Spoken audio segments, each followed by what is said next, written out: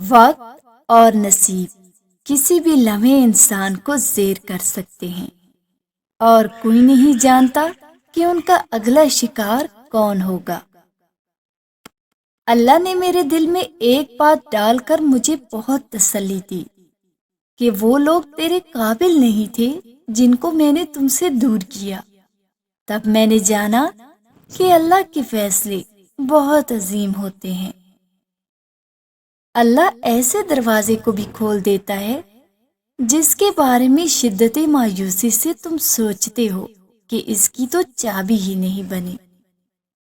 یا اللہ، جو تو نے دیا اور جو تو نے نہیں دیا اور جو دے کر واپس لے لیا، ان سب پر تیرا شکر، کیونکہ جو تو نے دیا وہ تیری نعمت اور جو تو نے نہیں دیا وہ تیری حکمت، اور جو تو نے دے کر لے لیا وہ تیرا امتحان۔ اے اللہ، ہمیں ہر حال میں شکر ادا کرنے کی توفیق عطا فرما۔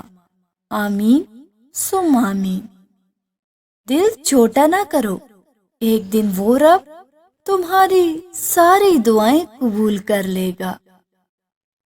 میری چپ میری ہار نہیں ہے، میرا صبر میری وہ طاقت ہے جو میرے اللہ کو بہت پسند ہے۔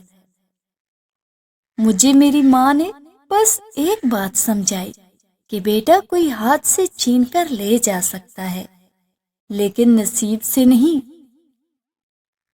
اس بات کا یقین رکھو کہ جنہوں نے آپ کو بے سکون کیا وہ پرسکون ہونے کی جتنی بھی اداکاری کر لیں، سکون میں وہ کبھی بھی نہیں رہ سکتے۔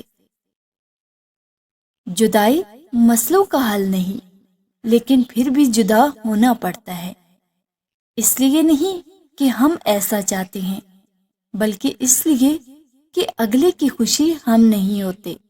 اور یقین کریں یہ بہت اذیت کی بات ہوتی ہے کہ جو انسان ہماری پوری زندگی کی خوشیوں سے بڑھ کر ہمارے لیے ہے، اس کی خوشی ہم نہیں ہے، اس کا سکون ہم نہیں ہیں، اس کی زندگی میں ہماری کوئی جگہ نہیں۔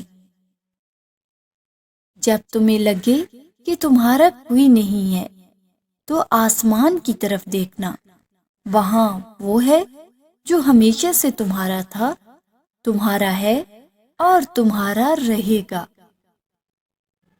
زندگی میں بعض اوقات تکلیف کا آنا آپ کو بہت سی تکلیفوں سے بچانے کے لیے ہوتا ہے۔